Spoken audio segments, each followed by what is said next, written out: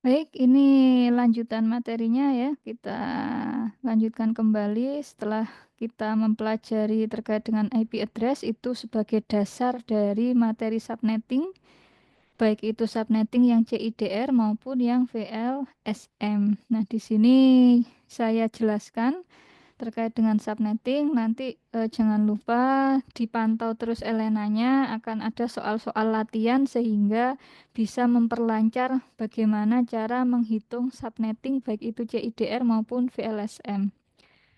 Di sini kita bahas dulu yang CIDR. Ini tujuan pembelajarannya. Jadi ada beberapa tujuan. Yang pertama adalah menjelaskan konsep subnetting itu apa, tujuan subnetting apa, kemudian kita menghitung subnetting metode CIDR, menganalisis subnetting jaringan berdasarkan kebutuhan, sama menerapkan hasil subnetting menggunakan simulasi Cisco Packet Tracer. Seperti itu. Ini pengantarnya. Ini adalah kalau dilihat sama persis dengan slide subnet mask ya yang ada di materi IP address, karena memang itu adalah pendahuluan dari materi subnetting.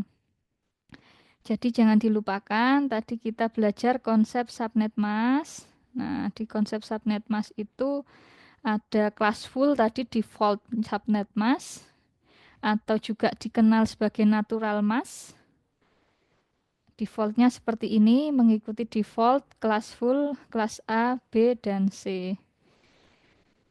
Subnet mask selalu berisi dari serangkaian angka 1 yang berurutan, dilanjutkan dengan serangkaian angka 0. Tidak mungkin campur-campur 10100001 gitu, tidak mungkin.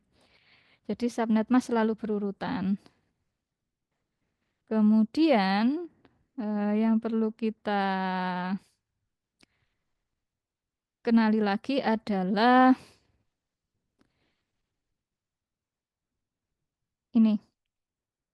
Bit 1 pada subnet mask dia menunjukkan network ID. Jadi ini bit 1 pada subnet mask dia akan menunjukkan network ID, sedangkan bit 0 ini dia akan menunjukkan network ID pada IP address. Nah, dengan melihat subnet mask ini, maka kita akan bisa mengatakan dengan mudah mana bagian IP yang termasuk network ID dan mana yang termasuk host ID. Ini adalah pelajaran yang subnet mask tadi. Nah, itu masih gampang karena apa? Masih classful. Nah, nanti pada saat kita nggak memperhatikan kelas-kelasnya atau classless, nah, kalau kita sudah masuk classless itu menjadi tidak gampang. Kenapa? Karena butuh pemahaman. Jadi pemahaman kata kunci yang penting di sini adalah angka 1 pada subnet mask dia menunjukkan network ID, angka 0 dia menunjukkan host ID. Ini yang perlu dipegang kata kuncinya untuk perhitungan subnetting nanti. Dioperasikan menggunakan operator AND. Ini contoh yang tadi saya rasa tidak perlu kita bahas ya, karena tadi sudah kita bahas. Jadi network ID-nya yang lurusnya angka 1 ini dia pasti network ID, yang lurusnya angka 0 ini dia pasti host ID. Nah, menjadi begini.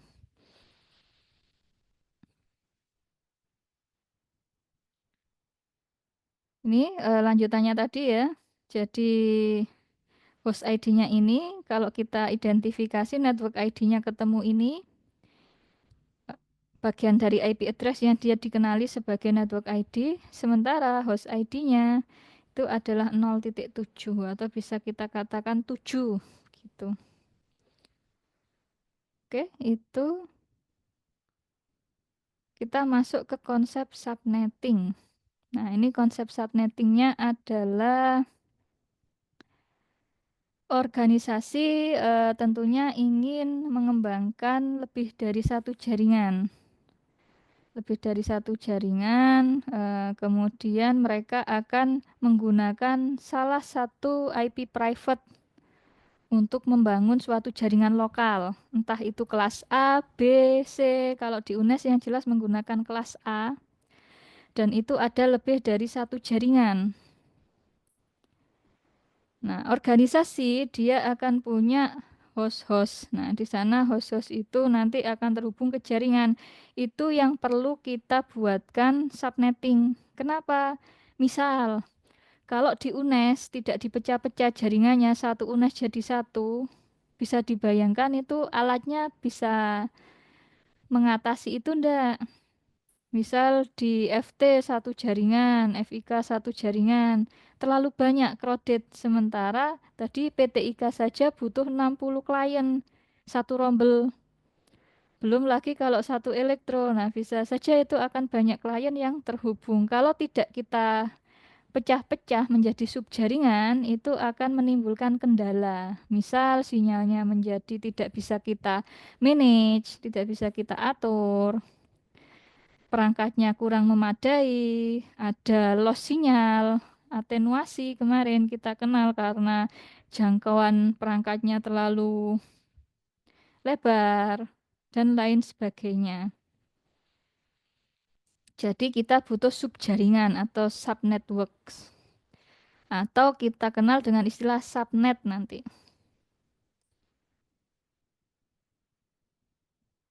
Nah, bagaimana caranya membuat subnet atau memecah jaringan menjadi jaringan-jaringan yang lebih kecil?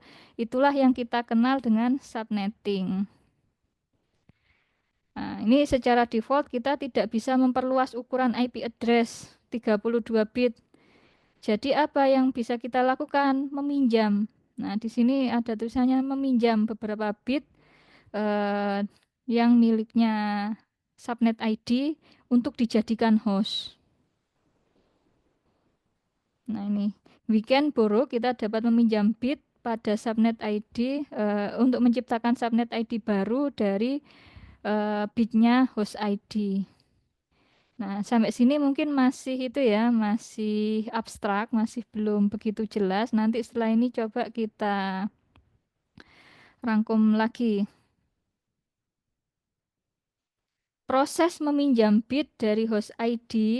Nah, ini host ID-nya tadi kan ada dua, network ID sama host ID. Nah, kemudian di tengah-tengah sini kita bisa minjam. Punyanya host ID kita pinjam supaya apa? Supaya bisa menjadi pecahan jaringan. Nah, itulah yang dinamakan subnetting. Sehingga yang awalnya satu jaringan besar bisa kita pecah-pecah menjadi beberapa jaringan kecil. Nah, ini subnetting kurang lebih. Dia adalah teknik memecah jaringan menjadi beberapa subjaringan yang lebih kecil. Hanya dilakukan pada IP address kelas A, B, dan C. Dia akan menciptakan beberapa jaringan tambahan tetapi mengurangi jumlah maksimum host. Nah, ini kenapa begitu? Kenapa hostnya berkurang? Karena tadi bitnya dipinjam. Ketika bitnya dipinjam oleh jaringan, maka jumlah hostnya akan berkurang karena jumlah pangkatnya akan berkurang. Gitu. Contoh, tadi default kelas C, jumlah hostnya kan maksimal 254, berasal dari 2 pangkat 2, sorry, 2 pangkat 8 dikurang 2. Jadi ada 254 host. Nah, kalau bitnya yang 8 tadi, 8 ini dipinjam 2 saja, berarti sisa 6 bit. Nah, berapa jumlah host yang bisa kita buat dari 6 bit ini? 2 pangkat 6. Nah, 2 pangkat 6 berapa? 64 dikurang 2. Yang awalnya jumlah hostnya 254 maksimal, hanya sekitar sekarang menjadi sebanyak 62 host. Berkurang banyak. Nah, itu subnetting. Tapi apa? Dia akan menciptakan jaringan-jaringan baru. Jaringan-jaringan baru yang sesuai dengan kebutuhan IP. Nah, tujuannya apa? Tujuannya adalah supaya alokasi alamat IP-nya itu bisa menjadi lebih efisien. Supaya bisa memaksimalkan penggunaan IP address. Kemudian yang kedua meningkatkan keamanan, mengurangi terjadinya kongesti akibat terlalu banyaknya host dalam satu jaringan. Nah, itu kalau dalam satu jaringan ada banyak host, sampai ribuan host, nggak dipecah-pecah jaringannya, ya bisa dibayangkan itu trafficnya seperti apa, kepadatan lalu lintas jaringannya. Bisa saja nanti jaringannya menjadi tidak maksimal, tidak efektif karena tidak ada pembatasan-pembatasan internetnya. Ya, bisa saja ada yang dapat internet cepat, ada yang dapat internet yang lambat. Itu analoginya seperti itu. Oke, subnetting ya. Lanjut lagi. Di sini yang penting adalah tadi isunya kenapa dinamakan subnetting karena dia meminjam bit dari host ID untuk membuat jaringan, untuk membuat subnet ID. Nah, jadi yang perlu kita cermati di sini adalah berapa banyak jaringan yang dibutuhkan untuk pengembangan. Berapa banyak bit yang harus dipinjam dari host ID sehingga nanti akan muncul jaringan baru yang bisa mengakomodasi sejumlah komputer klien sesuai dengan kebutuhan. Yang ketiga, nah ini what is the largest number of hosts that will ever be on a given subnet? Berapa jumlah host terbesar pada masing-masing jaringan? Nah, itu. Kemudian yang terakhir, yang nomor 4 adalah berapa banyak bit yang harus diakomodasikan ya, sehingga yang untuk host, sehingga nanti jumlah hostnya itu sesuai dengan apa yang kita inginkan. Jadi kalau kita lihat nanti ada 4 ini. Yang kita cari adalah jumlah subnet. Subnet berasal dari kata subnetwork atau subjaringan. Jadi jumlah subnet ini sama dengan jumlah subjaringan atau jumlah jaringan yang dipecah-pecah. Jumlah host per subnet ini adalah jumlah komputer klien yang bisa, jumlah IP address yang tersedia untuk komputer klien per subnetnya itu berapa maksimal. Kita perlu mencari blok subnet dan kita harus mendefinisikan alamat host sampai broadcast yang valid. Contoh, jumlah subnet sama dengan 2 pangkat X. Nah, ini rumus. X itu apa? Banyaknya biner 1 pada oktet terakhir subnet, Mas. Dikip dulu nanti kita pelajari bersama-sama. Rumus yang kedua adalah kita perlu mencari jumlah host per subnet. Rumusnya apa? 2 pangkat Y dikurang 2. Y itu adalah jumlah angka 0 pada oktet terakhir. Seperti itu. Kemudian di sini ada istilah blok subnet. Rumusnya adalah 256 dikurangi nilai desimal pada oktet terakhir. Dan yang terakhir adalah kita perlu mendefinisikan alamat host, broadcast, host awal, host akhir ya. Nah, ini yang dinamakan CIDR. Kalau kemarin kita belajar tadi ya, kita belajar IP address tanpa menggunakan ini, hanya IP address yang kita tulis. Nah, itu menggunakan class full.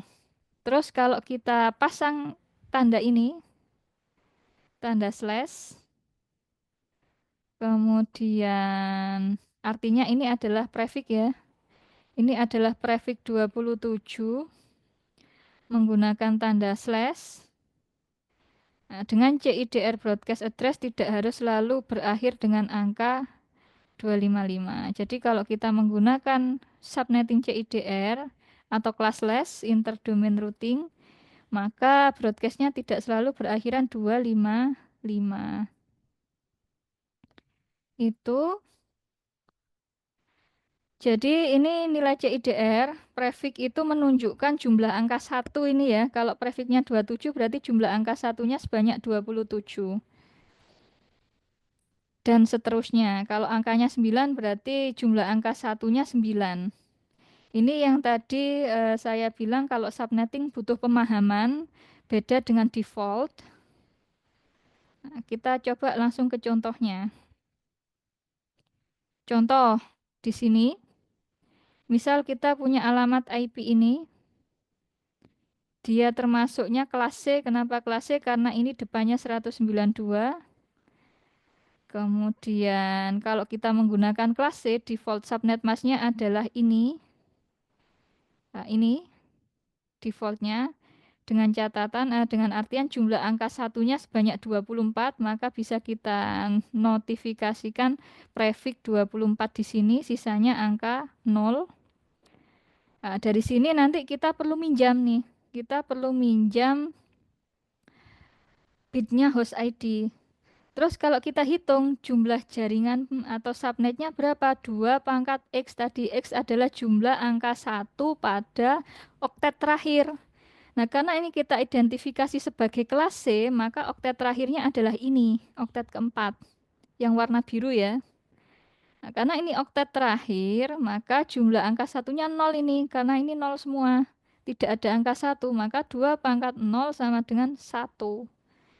Jadi, kalau kita menggunakan default kelas C, ya hanya ada satu jaringan itu saja, nggak bisa lebih. Hostnya berapa? Hostnya adalah 2 pangkat Y min 2. Y-nya jumlah angka 0. 0-nya ada 8. Nah, jadi jumlah host maksimalnya di kelas C tadi adalah 254. Ini asal-usulnya kenapa kok tadi eh, jumlah host maksimal kelas C default adalah 254. Nah, teorinya kita balik ya, mulai sekarang ya. Nah, terus bagaimana ini? Misalkan ada kasus, wah, nggak bisa ini kalau satu jaringan, saya butuh memecah menjadi 2 jaringan, karena kalau isi 254 host terlalu banyak. Saya pengen membagi menjadi 2, nanti yang satu jaringan saya hubungkan ke lantai 1, misalkan, yang satu jaringan lagi saya hubungkan untuk internet hotspot area di lantai 2, misalkan begitu. Bagaimana cara memecahnya? Cara memecahnya adalah kita pinjam bit pada host ID. Nah, pinjam bit dari host ID. Kita masukkan rumus jaringan subnet 2 pangkat X, kita butuh 2 ya. Berarti 2 pangkat X harus ketemu 2. Berapa X? Sehingga nilainya menjadi 2, maka X ketemu, oh X-nya 1.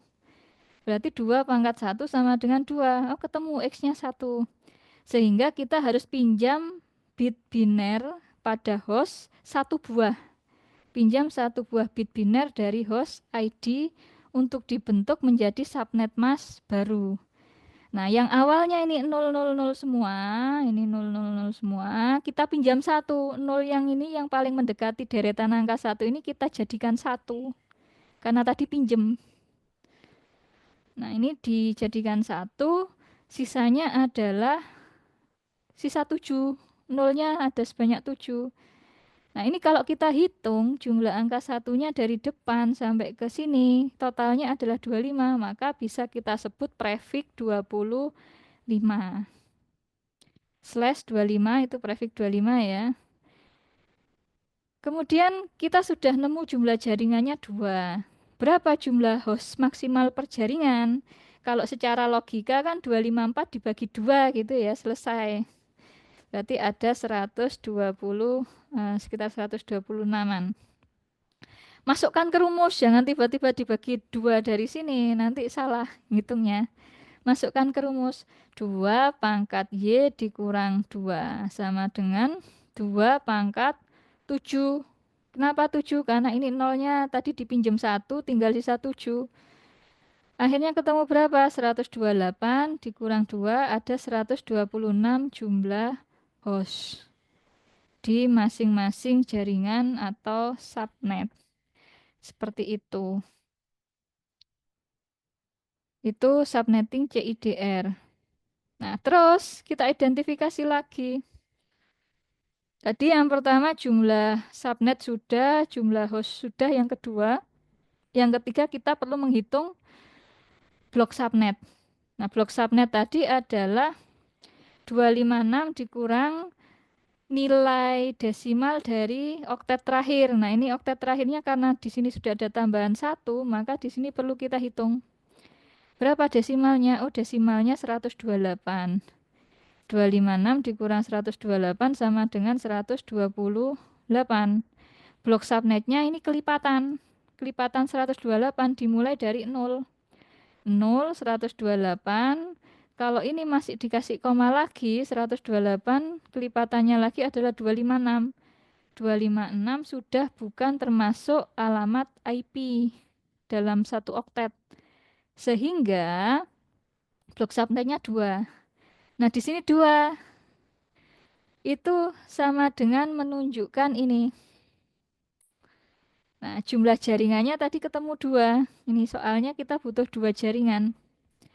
Nah, ini juga ada 2, 1, 2. Nah, ini blok subnet ini nanti ketika didefinisikan kelipatannya mulai 0 sampai sekian, tergantung hasilnya ini, dia jumlahnya akan sesuai dengan jumlah jaringan. Nah, mulailah kita petakan range alamat IP. Subnet pertama. Nah, ini selalu dimulai dari 0 ya. Bukan berarti ininya 2 kemudian di sini dimulai dari 2, enggak. Selalu dimulai dari 0. 0 ini dari mana? Mengikuti ini. Nah, tadi sudah kita petakan di sini 0 128, 0-nya dia akan mengikuti di sini. Kemudian dia host ID-nya mulai ditentukan, dia 1 setelahnya network ID. Berarti setelah 0 di sini ada angka 1 sampai berapa? Nah, kalau bingung menentukan ini, kita lihat begini. Ingat-ingat ini tadi blok subnet dia akan menentukan network ID. Jadi kita pasang dulu yang kedua 192.168.7.128. Nah, 0 pindah sini, 128 pindah ke sini untuk jaringan yang kedua. Host ID-nya berapa? 1 setelahnya network ID. 192.168.7.129. Nah, sampai berapa?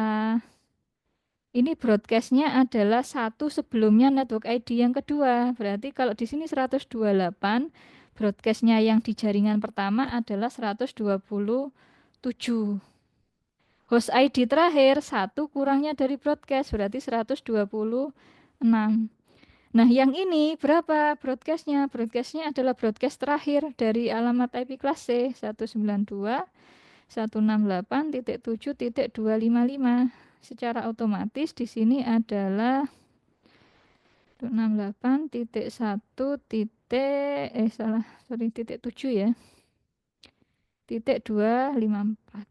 Begini. Jadi yang awalnya hanya ada 1 jaringan dengan jumlah hostnya tadi sebanyak 254, bisa kita pecah menjadi 2 buah jaringan, ini subnet 1 sama subnet 2, dengan masing-masing jumlah host sebanyak 126.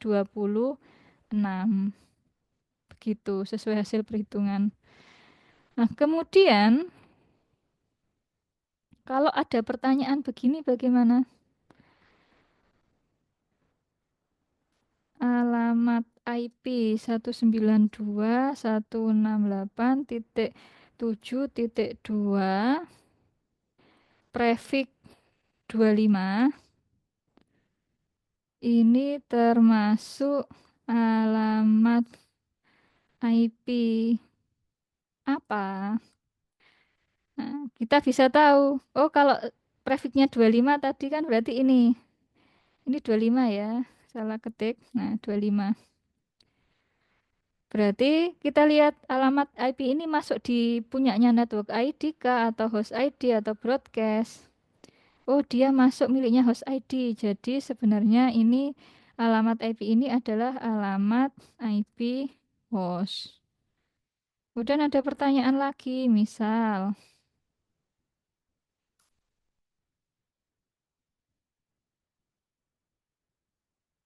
nah, alamat IP di sini 128.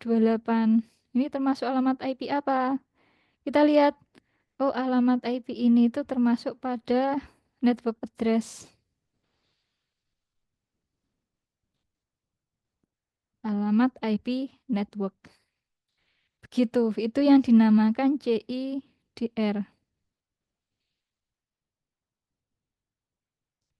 Nah, ini contoh subnetting pada sebuah network address lagi ya, yang lainnya ya. Kalau tadi prefix 25, sekarang prefix 26. Nanti silakan diikuti. 26 berarti ini jumlah angka satunya dari depan sampai terakhir. Ini jumlahnya 26, sesuai dengan ini, sesuai dengan soal. Kemudian sisanya adalah 0. Kalau sudah dipakai 2 berarti nolnya tinggal 6. Kalau dihitung desimalnya nanti subnet masknya menjadi seperti ini. Nah, jadi subnet mask tidak selalu isinya 255 ya. Kalau kita sudah kenal subnetting yang classless, maka ini bisa bervariasi, bisa 192, bisa 128, dan lain-lain.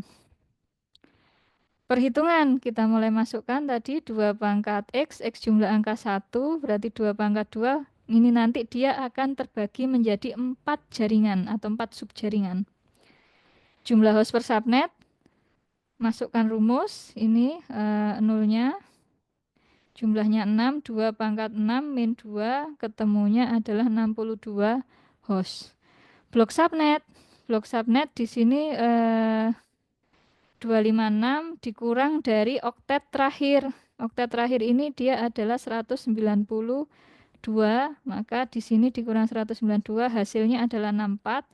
Yang di sini diisi dengan kelipatan 64 dimulai dari 0. 0 ditambah 64 berarti 64.